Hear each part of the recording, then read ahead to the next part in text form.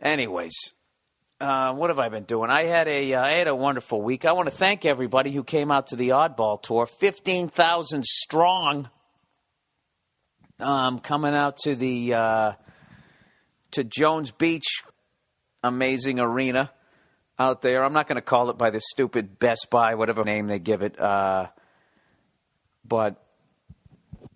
I don't know, man. It was. You know what's funny is I haven't done one of those shows in a long time. And I always go back to the Virus Tour in my head. I always think, I don't like doing shows at night outside with tens of thousands of people here because they act like, they act like animals. And which really wasn't the case on the Virus Tour. They just acted like animals on the last two dates that I did. And the second show was imitating the first show. So it was really just the one show. But what it was on the Virus Tour was you knew that show was coming. You just didn't know when. It's like when you're creeping through a fucking house and there's an axe murderer. You don't know what room he's in, but you know he's in the house. And at some point, somebody's going to try to fucking swing an axe at your head. That was basically the Virus Tour.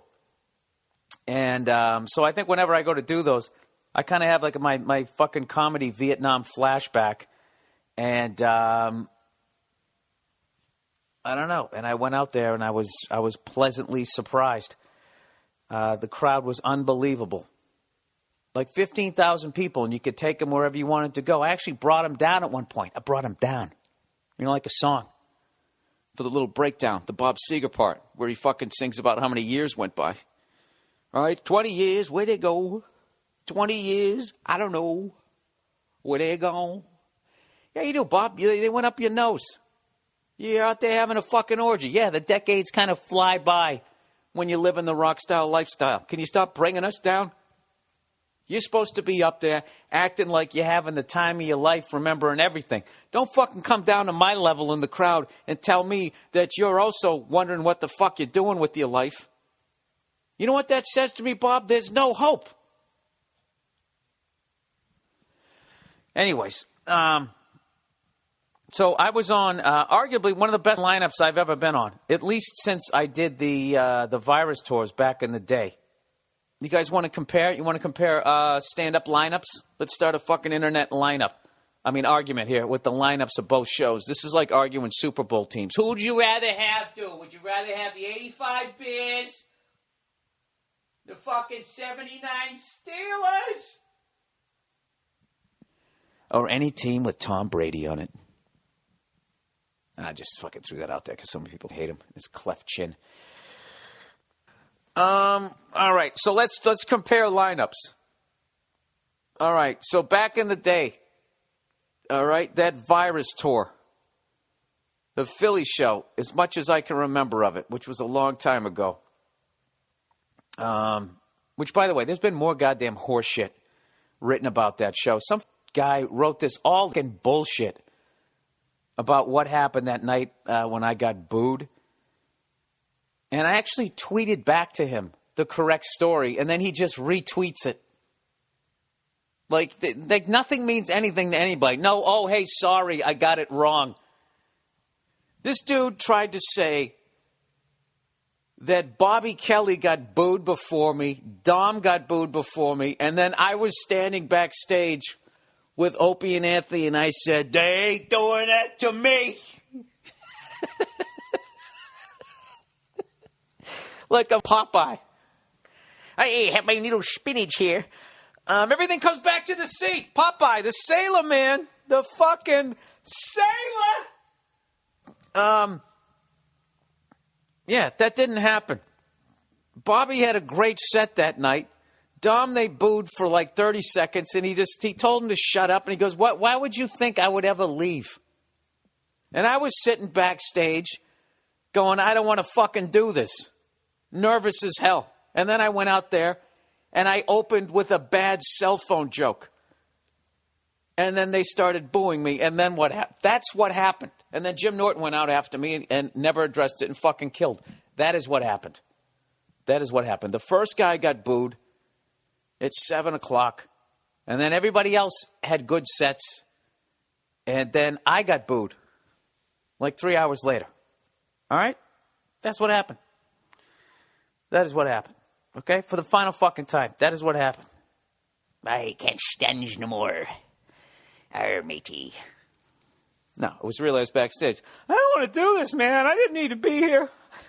I was like that dude in Platoon. I got a bad feeling about this one, man. So there you go. All right. So the lineup that night, I will not name the other person who got booed.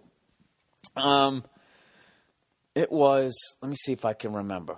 Tracy Morgan, Bob Saget, Ralphie May, Bobby Kelly, Dom Irera, Patrice O'Neill, myself, Jim Norton. That's who I remember was on that show. What a fucking lineup that is, huh?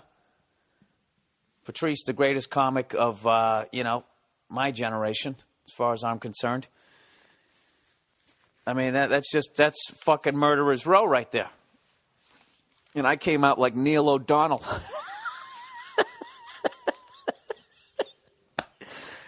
Oh, shit.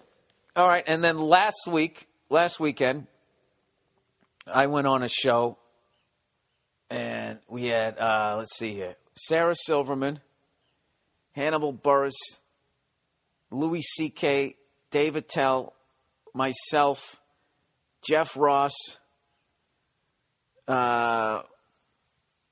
Chris Hardwick, and who else was on that show?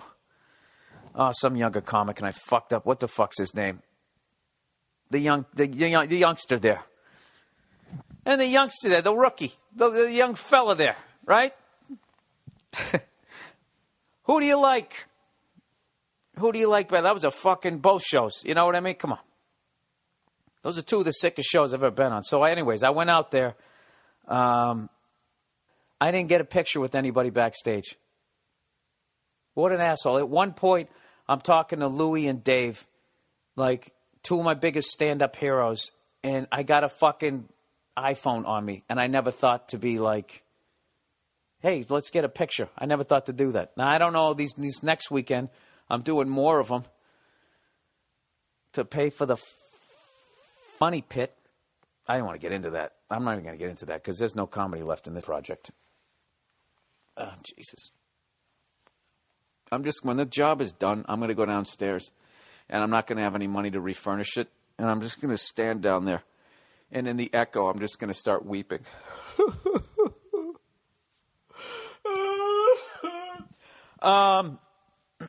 Never again.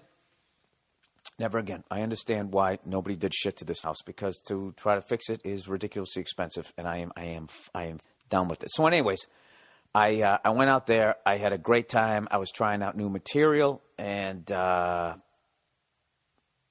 it was such a cool... I didn't even realize how cool the venue was until somebody took a picture from the upper deck. The upper deck, a fucking comedy show.